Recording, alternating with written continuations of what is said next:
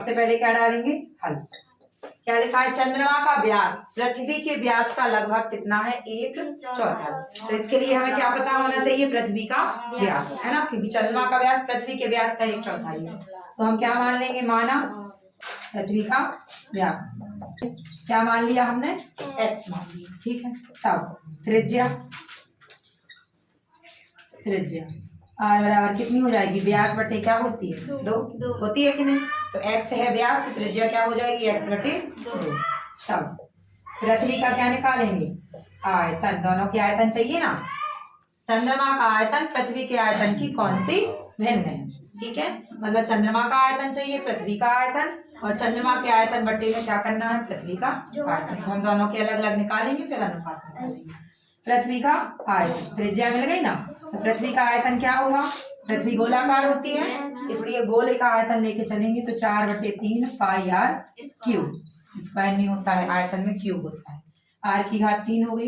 यहाँ पे देखेंगे 4/3, पाई का मान नहीं रखना है, क्योंकि पाई से पाई फिर बाद में अनुपात जब करेंगे तो कट जाएगा। r का मान कितना है, x/2 और x/2, 2 दूनी 4, पूरा क्या हो जाएगा, कट जाएगा, ठीक है। क्या बचेगा, एक x की घात कितनी, 3, साथ में क्या है, पाई x की घात 3 बटे में क्या बचा, 3 दूनी 6, इतना बचा ना। पुनः प्रश्नानुसार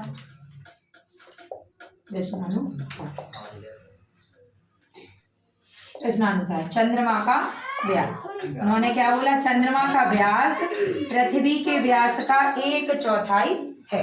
तो पृथ्वी का व्यास क्या है, x है, 1/4 का मतलब x के बटे में क्या लिखना है, 4 कर देंगे, 1/4 का, तो x से कम x, तो बटे में क्या हो जाएगा, 4। इसमें कोई दिक्कत है, 1/4 देखो, 1/4 है, तो x गुणा कितना, 1/4, 1/4 ये कहलाता है, 1/4 गुणा करेंगे तो x से कम x, बटे में क्या आएगा, 4, ठीक है। देखिए व्यास हो गया।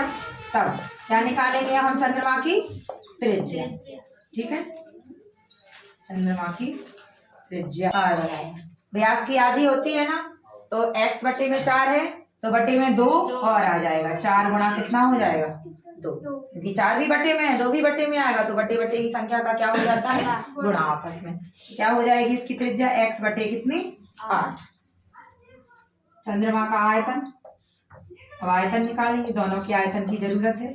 आप लोगों को आता है ये सवाल अच्छे से, इस सवाल के आने के चांसेस इस साल ज्यादा है, क्योंकि 2-3 साल से नहीं आया, और भी ज्यादा साल से भी नहीं आया।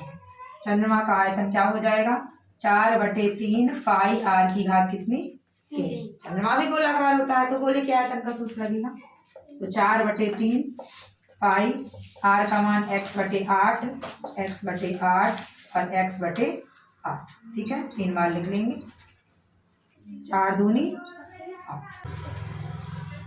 क्या बचा अब यहाँ पे, पाई x की घात कितनी, 3 बटे में कितना बचा, 8 8 64 और गुणा 6 चौका 24, 6 6 36 और 2 38, ठीक है।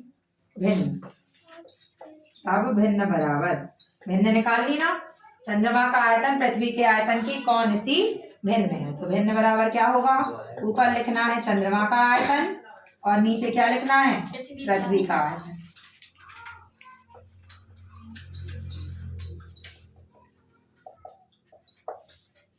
बराबर चंद्रमा का आयतन पाई x की घात 3 बटे में 384, और पूरे के बटे में कितना आएगा, पाई x की घात 3 और बटे में कितना था, 6, ठीक है। अब देखिए जब बटे से मतलब भाग से गुणा में जाती है, तो संख्या क्या हो जाती, पलट जाती है ना। तो ऊपर वाली तो वैसी की वैसी रहेगी, कौन सी वाली पलट जाएगी, नीचे वाली। तो ये इतने बटे में 6 है, तो 6 कहाँ पहुंचेगा, ऊपर, और पाई x नीचे, तो ये से ये कट जाएगा, काटो, 6 एकम 6, 6 6 36 और 6 चौको 24, क्या आया, 1/64। ये हमारा क्या हो गया, अनुपात पूछते तो अनुपात में लिखते, ठीक है। अब नेक्स्ट क्वेश्चन पे आइए, गोले का आयतन ज्ञात कीजिए जिसका पृष्ठीय क्षेत्रफल 154 सेंटीमीटर स्क्वायर है। क्या दिया है, गोले का पृष्ठीय क्षेत्रफल। ये सवाल हम पिछली प्रश्नावली में भी कर चुके हैं, बिल्कुल सेम सवाल था। उसमें क्या निकालनी थी, गोले की केवल त्रिज्या। इसमें हम क्या करेंगे, त्रिज्या निकालेंगे, जब त्रिज्या आ जाएगी तो फिर क्या निकालेंगे, गोले का आयतन। क्या लिखा है? Sorry ma'am. आय, हल डालेंगे। माना, तो हमें गोले की त्रिज्या क्योंकि पता नहीं है तो हम मान लेंगे माना गोले की त्रिज्या क्या है? आर। ध्यान आया किसी को? हमने ऐसा लिखवाया था, आर है।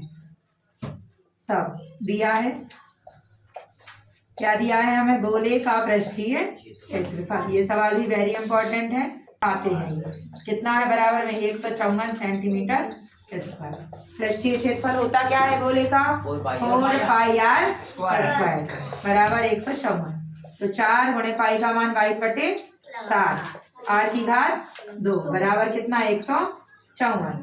यहाँ से आर स्क्वायर बराबर क्या हो जाएगा? 154/7। हाँ, गुणा में जाएगा 7 और भाग में आएगा 4 गुणा में 22। तो 22 सत्ते होता है 154। क्या बचेगा? 7 गुणा 7 और बटे में 4 को क्या लिख लेंगे? 2 गुणा 2।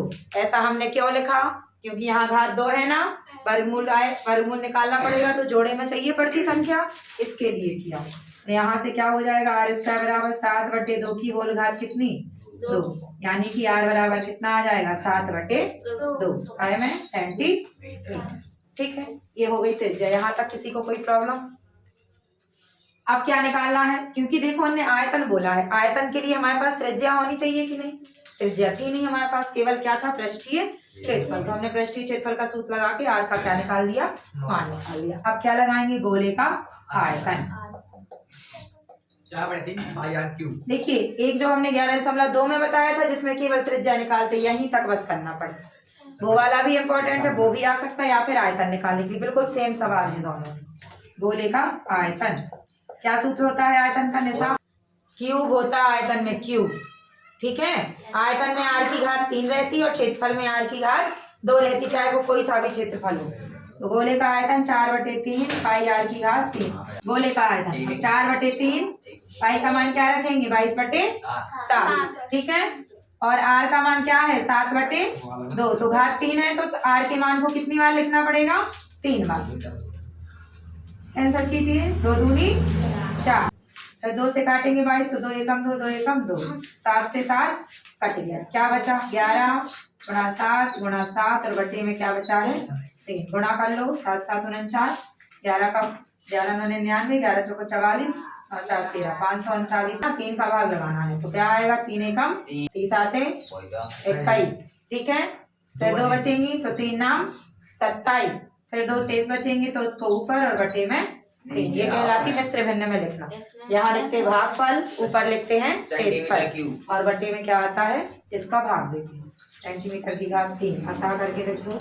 अतः गोले का आयतन बराबर, अतः में कोई दिक्कत मतलब कोई कटिंग पिटिंग नहीं करनी है आपको, नहीं तो नंबर मिलने की बजाय कट जाएंगे। गोले का आयतन क्या आया? 179 सही 2/3 सेंटीमीटर की घात 3।